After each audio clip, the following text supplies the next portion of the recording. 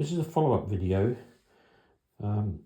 to one I published live about a week or so ago now, regarding how to dismantle the Bachmann On30 Davenport gas mechanical for the purpose of replacing any damaged gears.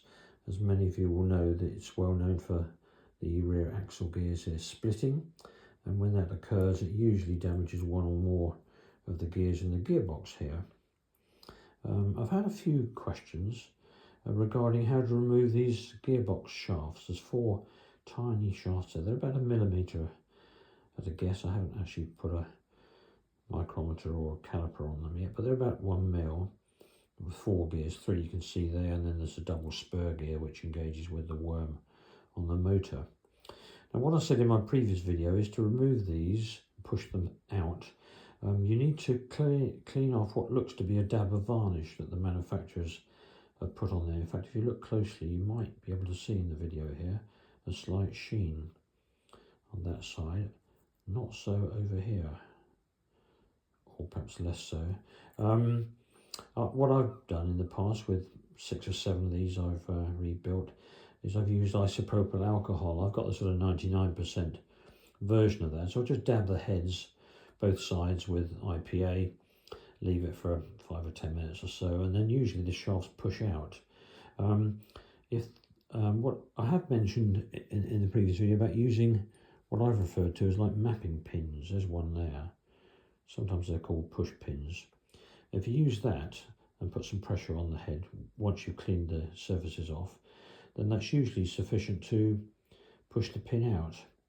Worst case scenario, you might need to give it a slight tap. In fact, here's a little tiny hammer. You can see how small it is relative to my hand, but something small that's not too brutal with a light tap using with that pin should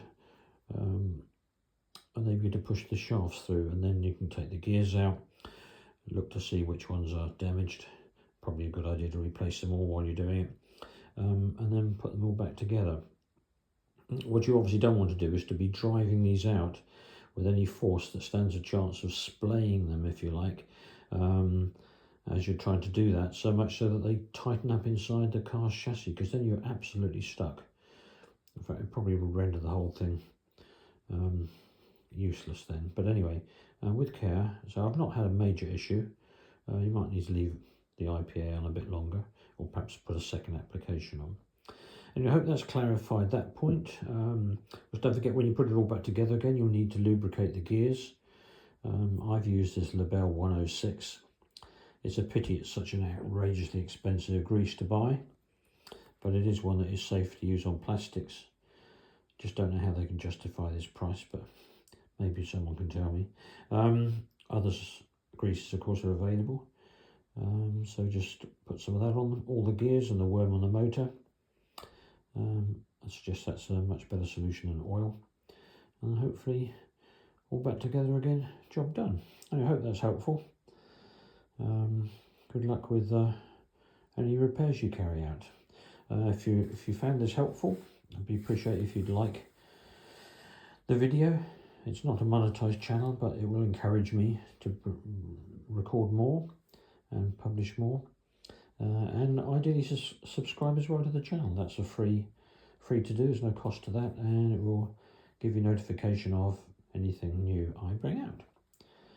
Enjoy your railroading.